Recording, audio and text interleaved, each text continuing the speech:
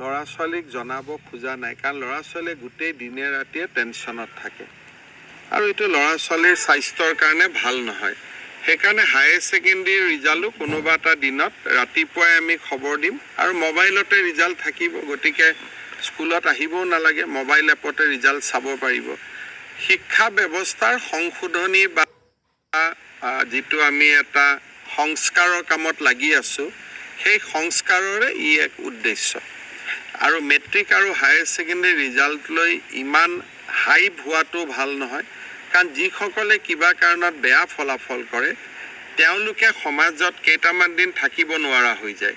সেইকাৰণে ৰিজাল্টটো লৈ যাতে বহুত হাইপ নহয় আৰু ই এটা চিৰচৰিত পৰম্পৰা হয়, যাতে পৰীক্ষা দিছোঁ ৰিজাল্ট দিছে ইমানেই, নহ'লে ই ষ্টেণ্ড কৰিছে, ই ফাৰ্ষ্ট ডিভিজন পাইছে, যিমানটো আমি হুলস্থুল কৰোঁ, থাৰ্ড ডিভিজন পোৱা ল'ৰাকেইটাই নিজকে একেবাৰে সমাজত বাস কৰাৰ অনুপযোগী বুলি ভাবিব আৰম্ভ কৰে।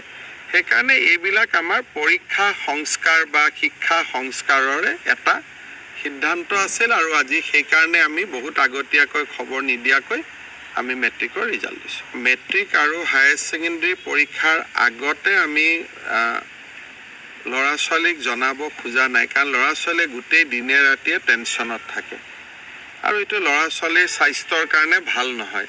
সেইকাৰণে হায়াৰ ছেকেণ্ডেৰী ৰিজাল্টো কোনোবা এটা দিনত ৰাতিপুৱাই আমি খবৰ দিম আৰু মোবাইলতে ৰিজাল্ট থাকিব, গতিকে স্কুলত আহিবও নালাগে, মোবাইল এপতে ৰিজাল্ট চাব পাৰিব।